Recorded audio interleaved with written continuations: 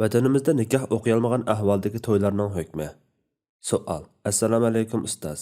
Yaqinda vatandagilardan mundaq bir savol keldi. Hozir vatandagi to'ylarda nikoh o'qish cheklandi. Nikoh o'qiydiganlarmi qolmadi. O'qiy oladiganlarmi qo'rqib nikoh o'qib qo'yolmaydi. Bu ig'ir ahvolda bizning to'yimiz nikohsiz davom qilyotmoqda. Shar'atda buningga qanday hukm bor? O'zimizning nikohini o'zimiz o'z aramizda hech kimga demay o'qib olsak joizmi?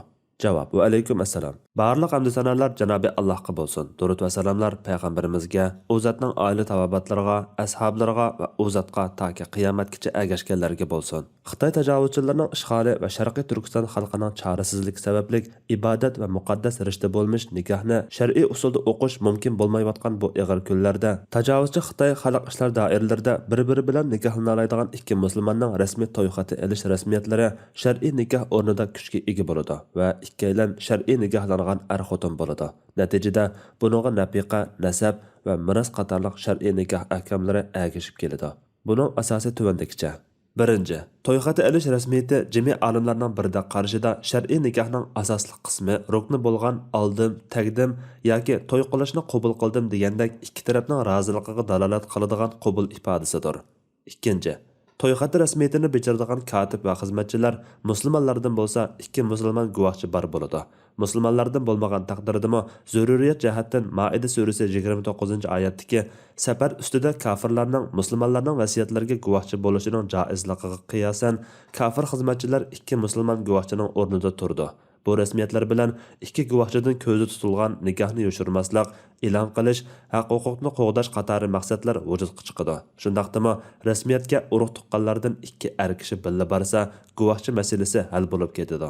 Uchinchi, qiz ayol tarafning egichaqsi bo'lmish otasi, tag'isi va akasi degandek valisi Hanafi mazhabida shart qilinmag'achqa, vali rasmiyat o'rniga kelalisi yaxshi. Kelalmasimi nikohga ta'sir yetkazmaydi. To'rtinchi, Mehr, ya'ni to'yliq nikohning sharti emas, balki to'g'ri nikohning natijasida vojib bo'lgan haqdir. Mehr to'y rasmiyati bajarganda tilga ilinmasimi, uni to'ydan ilgari yoki keyin bersa vojib ado bo'ladi. 5. To'yxati rasmiyatida nikohning shartlari to'liq tepilmay qoladi deyilgan taqdirdami, to'y qilish va uylanish zaruriyati, zo'rlanish va jazolanishdan qo'rqish qatorliq ig'ir shart sharoit hukmida kengchilik olib keladi. Benormal sharoitda istisnoi hukm bo'ladi.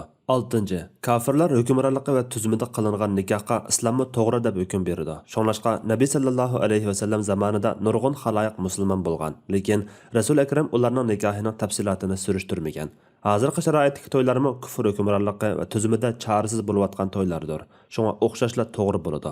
Haq taolo aytganki, kimki ko'ngli xolamagan yoki chakdan oshmagan holda majbur bo'lib qolsa, Parvardigoring haqiqatan mag'firat qilg'uchidir, mehribondir. An'am surasi 145-oyat. Allah hech kimni taqat yetmaydigan ishga taklif qilmaydi. Kishining qilgan yaxshiligining savobi o'zigadir, yomonligining jazosimi o'zigadir. Ular Parvardigorimiz. Agar biz unutsak yoki xatolashsak, ya'ni biz unutish yoki sahvonlik sababidan amrini to'liq o'rinlay olmasak, bizni jazoga tortmagan. Parvardigorimiz bizdan ilgirgilarga yuklaganiga o'xshash bizga ig'ir yuk yuklamagan, ya'ni bizni qiyin ishlarga taklif qilmagan. Parvardigorimiz kuchimiz yetmaydigan narsani bizga ortmagan, bizni kechirgan, bizni mag'firat qilgan, bizga rahim qilgan. Sen bizning egimizsan, kofir qavmga qarshi bizga yordam bergin deydi. Baqara surasi 286-oyat.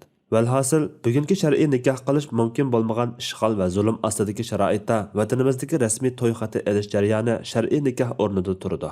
Biror ulamo yoki imom nikoh o'qiy olmasimi, valining va urug' tuqqanlardan ikki er guvohchining oldida ikki taraf oldim, taqdim deb roziligini bildirsa, nikoh to'g'ri bo'laveradi.